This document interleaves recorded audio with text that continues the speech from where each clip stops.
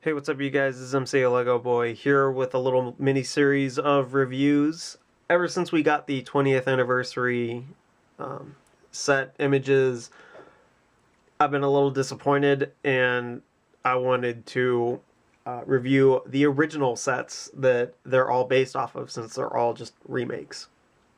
And within the reviews, I'll talk about each one, what comes with the new version, and how it's kind of changed and why it was chosen, stuff like that. But we're only going to be focusing on the old stuff. So now let's move on to this week's review.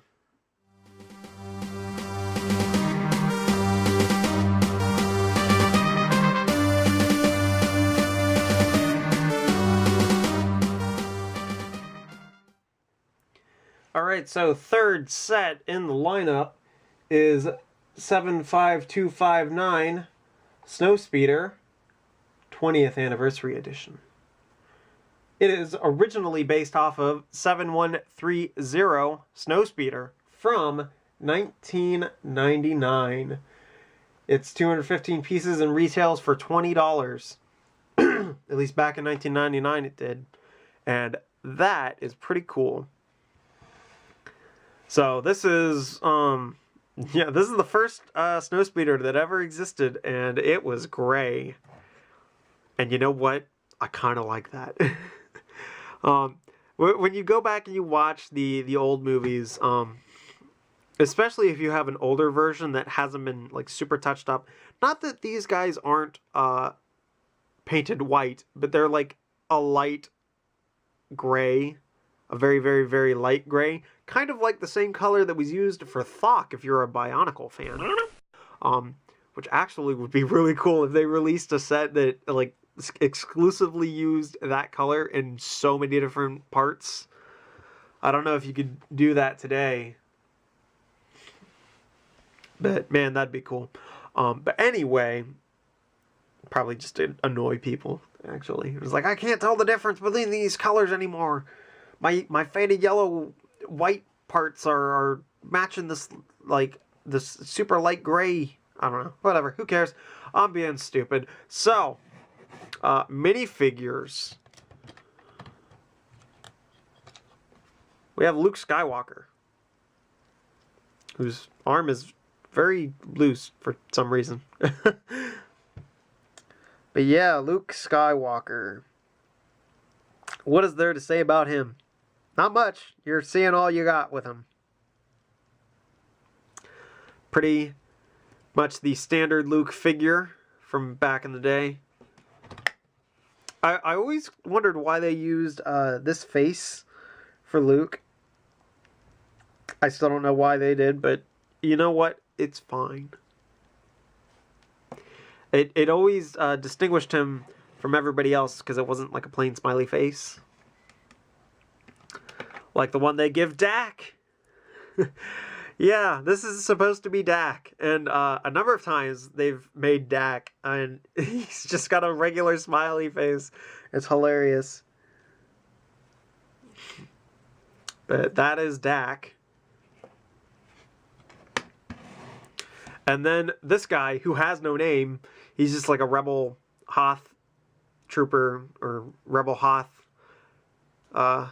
guy. And so, yeah, pretty cool. I love this big blaster gun.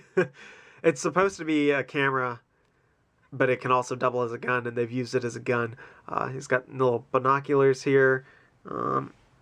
Is it actually in focus for you guys? I don't know.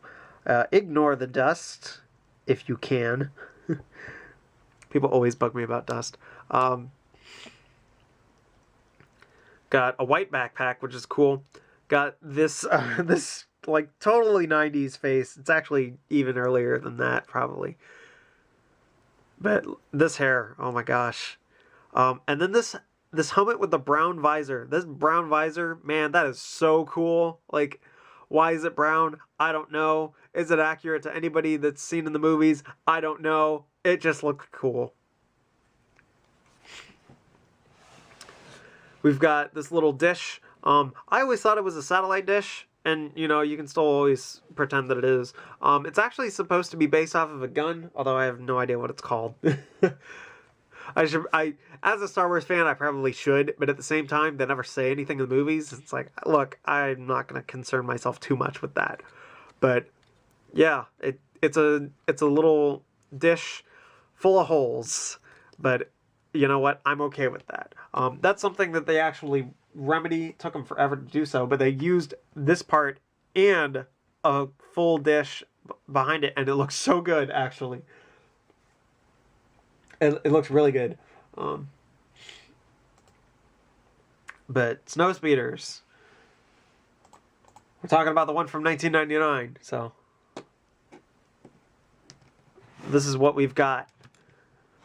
It's a very old design, very, very not accurate to the shape, but you know, got little flaps that open and close, revealing some little detailed prints that are used all over the place in old Lego sets, old Star Wars sets anyway. Got some more buttons and stuff right there. This is printed, always looks good printed. And then we've got a thing for an AT-AT, like warning incoming AT-AT. And what's funny about that is actually we didn't get an AT-AT until 2003. Got another one back there too. They're doing a lovely job with the minifigures on here, with their seats, especially Dax, because it's only the two studs in the back, which means it's only really half connected on the butt. It's my excuse to say butt in a review, other than saying butt and like changing what I've just said.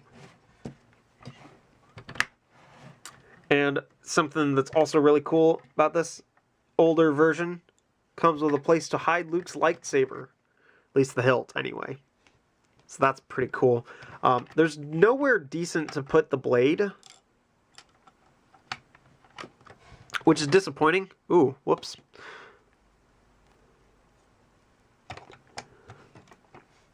But I've always just kind of hid it back there. Simple enough to hide. Now that was something I was not expecting. I was not expecting this to pop off like that. But this is definitely one of the sturdier, it used to be one of the sturdier windscreen designs. I always liked that they both split up like that, even though that's not accurate at all to how things go in the movies. But, you know, this is our little tow cable thing. Almost can spin around 360 degrees, can't quite make it. There is no cable at all in this tow cable. So you got to use your imagination. Oh no, not your imagination. How dare we do that? This is unacceptable. Big piece, big piece, big piece. You know, big pieces, but not bad. I've always been fond of this set. It was the first Snowspeeder that I got. So, and I'm pretty sure this was an old like eBay purchase back in the day. To talk about some of the things with the instructions, you get little scenes from the movie.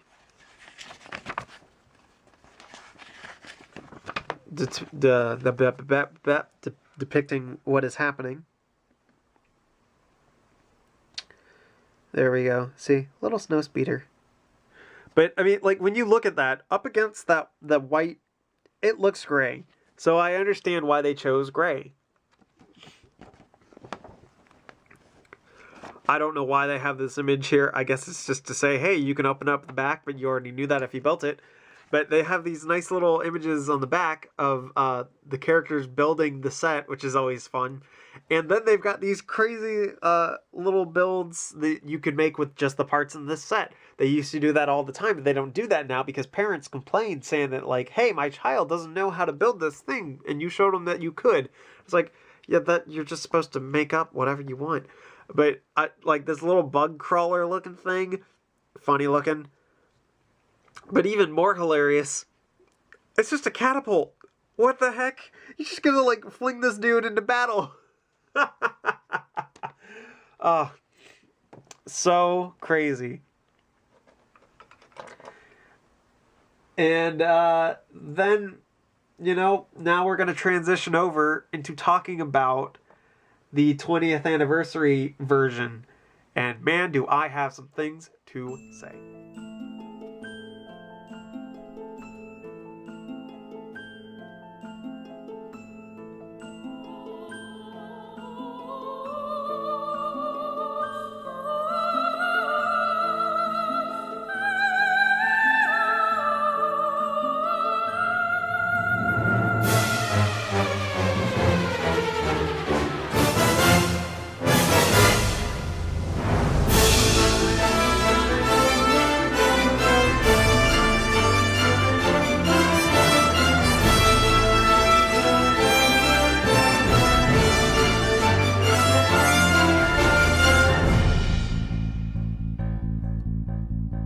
No! No! We have no need for a Snowspeeder. We don't. No need at all. Comes with a Lando, though. That's pretty fun. Except, like, why? Exactly why, though? Put Lando with the Slave 1, put Leia on Hoth, and even though it's not the right Leia, at least the character belongs there. But Lando? Like, what? Why is he included with the Snowspeeder? But even more egregiously, why is there a Snowspeeder? If you do the math, minifigure scale, like playset versions of a Snowspeeder have been done 8 times in the last 20 years. That averages out to every 2.5 years a Snowspeeder was released. Whether it was its own set or whether it was part of an ensemble of things, there's still a Snowspeeder being made. Snowspeeders must sell so well, and like kids can never get enough of them or something, because oh my gosh, there is no need to have that many Snowspeeders at all. Oh my gosh. And then if you like don't even pay attention to minifig scale, there's what, like, let's see, 1, 2, 3, 4, 5, 6, 7, I'll not count that one, 8, I guess 9, 10, 11, 12, 13, 14, 15, 16, 17, 18 different. There's been a Snowspeeder for almost every single year of LEGO Star Wars, you guys. Why? Like, I'm not saying the Snowspeeders aren't cool, but wow, they're not that cool. Although they are on Hoth. But Tish! Oh man, I just smacked the camera. That's what I get for trying to be stupid and funny. Neither worked. But yeah, looking at this set, it's 309 pieces for $40. Gross. There's stickers involved, probably, most likely. Let's see, let's take a close look. Yep, those look like stickers to me. So, ew. There's hardly any orange on this Snowspeeder. I'm not saying that there weren't Snowspeeders that didn't have orange on them. Or, like, I'm not saying that there weren't Snowspeeders missing the orange. But, come on. The orange is what makes the Snowspeeder look cool. Now it's just white and gray. It's boring. The only orange on it are, like, little tiny details on stickers and the minifigures that fit inside them. By the way, the minifigures inside them have the old Rebel helmet. Like, what is even happening? Because you guys, like, I understand that you still have the mold, and that's why Luke showed up in that pod racer looking like this. But you guys have the new mold. Like, was it that universally hated that you guys decided, okay, we're never going to do it again? Because I didn't really think it was a bad idea. I'm actually all for giving a visor in the helmet. Because trying to deal with these printed faces with visors on them, they just, gross. No, I don't want that. Like, I'm definitely not getting this set, but, you know, like, commit. You might as well. People will get over it eventually. So really, the only like really good thing about this is that little radar dish gun thing. And that is not worth it for the set alone. So, might have dropped the ball on this one, guys. But I suppose if they were going strictly with like the best-selling products of the time, then I guess this would be the one to go for. To be honest, should have been a TIE bomber. A TIE bomber. Like, come on. That would have been awesome. Because there hasn't been a TIE bomber since 2003, even though I own it and wouldn't buy a remake. Like, there are plenty of people out there that want a TIE bomber. Even Brickset, they made an article saying, it's like, all right, what sets would we make for the 20th anniversary? That's one of them. So, yeah. Oh, man. Seriously. Snowspeeder. Gross. Like, this Snowspeeder, I'm fine. Like, I've grown to love this Snowspeeder because it's one of the few Snowspeeders that I own. I own 3 minifigure scale Snowspeeders. This one, the one that was remade in 2004, because my grandmother gave it to me, and I'm not going to deny a Lego set when I'm a child, in 2004. And then Hoth Echo Base. Those are the only Snowspeeders that I have. I have one AT-AT. All right, 3 Snowspeeders are going to take down that one AT-AT. So, and Luke's actually like hanging from it, getting ready to chop it up. So, really what I would need is another AT-AT, but I have no room for an AT-AT. So, I'm not going to worry about that. So, yeah, seriously. Why another Snowspeeder? Why an 8th Snowspeeder? Or 18th Snowspeeder, depending on what you want to count for the rules of Snowspeeders. So this has been MCLegoboy talking about 7130 Snowspeeder, actually reviewing it, and then talking about rambling far too long about 75259 Snowspeeder 20th Anniversary Edition. See ya, guys.